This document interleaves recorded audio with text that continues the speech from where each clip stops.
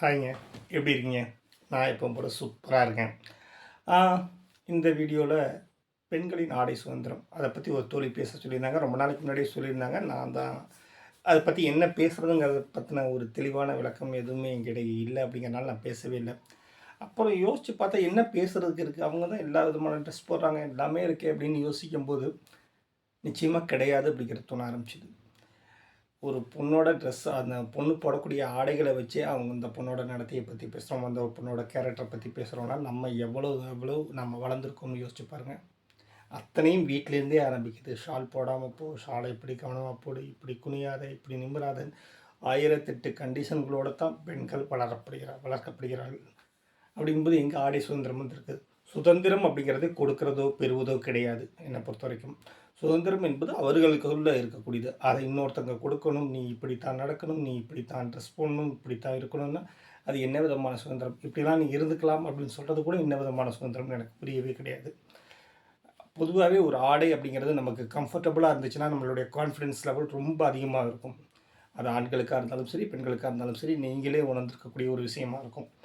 ஒரு மனுஷனுக்கு தான் பார்க்குற வேலை, தான் சாப்பிட்ற சாப்பாடு, தான் போடுற ட்ரெஸ், தான் இருக்கிற இடம், இந்த நாளும் நல்லதாக அவனுக்கு கம்ஃபர்டபுளாக அமைஞ்சதுன்னா அவனோட வாழ்க்கையில் கொடுத்து வச்சவன் யாருமே கிடையாது. இதில் கிட்டத்தட்ட 3 விதமான சாப்பிட்றது, இருக்கிற இடம், போடுற ட்ரெஸ் வந்து ஜென்ஸுக்கு ஈஸியாக சுலபமாக கிடச்சிடுது. வேலை மட்டும் வேறு வழி இல்லாமல் பிழைப்புக்காக மாறி மாறி பார்க்க வேண்டியிருக்கு, பிடிக்குதோ பிடிக்கலையோ அப்படிங்கிறத தாண்டி. ஆனால் இதில் எதுவுமே பெண்களுக்கு கிடைக்கிறது இல்லை அப்படிங்கிறது தான் நிஜமான இந்த 21ஆம் நூற்றாண்டிலையும் கசப்பான உண்மை அப்படிங்கிறது அதுதான். இது அவங்களுக்காக பரிதாபப்படக்கூடிய விஷயமோ, இது ஆண்களுடைய அடிமைத்தனமோ, ஆணாதிக்கமோ அப்படின்லாம் எதுவுமே எடுத்துக்க முடியாது. இது முழுக்க முழுக்க பெண்களாலேயே வஞ்சிக்கக்கூடிய ஒரு விஷயமாக தான் நான் யோசிக்கிறேன்.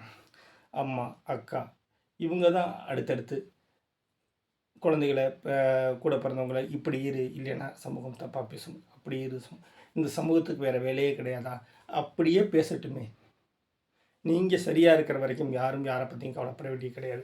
அடுத்தவங்க பார்க்குறதுக்கு அருவருப்பான கூசக்கூடிய ஆபாசமான உடைகளை தவிர மாடர்ன் உடைகள் அடிமத்தில் என்ன தவறு இருக்குதுன்னு எனக்கு புரியவே இல்லை. நிச்சயமாக நான் 2 பெண் குழந்தைகளின் தகப்பனா நான் வந்து என்ன சொல்லணும்னா, நிச்சயமாக மாடர்ன் ட்ரெஸ் போடுறதுல எந்த தவறும் கிடையாது. இன்னமும் சொல்லப்போனால் அதுதான் பாதுகாப்பானது, அதுதான் நாகரிகமானது. நிச்சயமாக ஒரு சேலையிலையோ தாவணிலையோ இருக்கக்கூடிய அம்சங்களை விட ஒரு சுடிதாரும் ஜீன்ஸ் டிஷர்ட்டில் இருக்கக்கூடிய பாதுகாப்பு வேறு விஷயம். ஸோ என்னை பொறுத்த வரைக்கும் ஆடை சுதந்திரங்கிறது அவசியமானது மட்டுமல்ல, காலத்தின் தேவையானதும் கூட. எல்லா இடத்துலையும் ஓடி ஓடி வேலை பார்க்குறாங்க. ஆணுக்கிணையாக அத்தனை வேலையும் பார்ப்பாங்க. ஆனால் ஆண்கள் சொல்கிறத மட்டும்தான் கேட்கணும், ஆண்களுக்கு பயந்து தான் நடக்கணும்னா என்ன விதமான வாழ்வியல் முறையில் நாம் இருக்கிறோம் அப்படிங்கிறது எனக்கு தெரியலை. நான் என் பொண்ணுக்கு சொல்லி வளர்க்குறது அதுதான். நீ சுதந்திரமாக இரு, உன்னுடைய ஒழுக்கம் என்பது நீ தீர்மானி, அடுத்தவங்க தீர்மானிக்கணும்னு அவசியம் கிடையாது. இன்றைக்கி இந்த உலகத்தில் எல்லா விதமான கட்டுப்பாடுகளும், ஒழுக்கங்களும், கலாச்சாரங்களும் காலத்துக்கு ஏற்ற மாதிரி உடஞ்சிக்கிட்டும் இல்லைன்னா உருவாக்கி கொண்டும் தான் இருக்குது. இதில் வந்து பெருசாக நம்ம ஒன்றுமே பண்ண போகிறது கிடையாது. அதை பற்றின இந்த மாதிரியான ஒரு சம்பாஷணைகளோ, இந்த மாதிரியான ஒரு வீடியோக்கள் கூட அவங்களுக்கு எதிரானது தான் நான் நினைக்கிறேன். அவங்களுடைய வாழ்க்கையை அவங்க வாழட்டும். அவங்களுடைய வாழ்க்கையை தீர்மானிக்கக்கூடிய உரிமை அடுத்தவங்களுக்கு கண்டிப்பாக கிடையாது. ஒருத்தருடைய வாழ்க்கையை இன்னொருத்தர் தீர்மானிக்கிறாங்கன்னா அது என்ன விதமான வாழ்க்கை முறைன்னு எனக்கு புரியவும் இல்லை. குறிப்பாக உடைகள், பெரும்பாலும் பெண்கள் ஆண்களுக்கான உடைகளை அணிகிறதுல ரொம்ப கம்ஃபர்டபுளாக ஃபீல் பண்ணுறாங்களா, பண்ணட்டும், தவறவே இல்லை.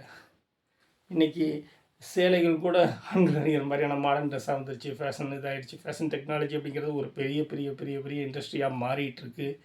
அப்படிங்கும்போது இன்னமும் உட்காந்துக்கிட்டு பழைய பஞ்சாங்கங்களை புரட்டி பார்த்துட்டு இப்படி இருந்தால் போதும், இல்லைன்னா இந்த உலகம் தப்பாக பேசுனா, தப்பாக பேசுகிற உலகம் நாசமாக போட்டு, அதுதான் என்னுடைய இதுவாக இருக்கும். நான் பேச வேண்டிய விஷயத்தை சரியாக பேசிட்டேனான்னுங்கிறது எனக்கு தெரியல.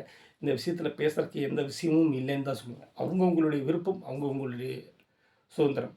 அதை யாரும் பறிக்கவோ அல்லது கொடுக்கவோ உரிமையே கிடையாது அப்படிங்கிறத என்னுடைய வாதமாக இருக்கும். இன்னொரு வீடியோவில் ஜாலியாக சிரிச்சுக்கிட்டே பேசலாம். நன்றி.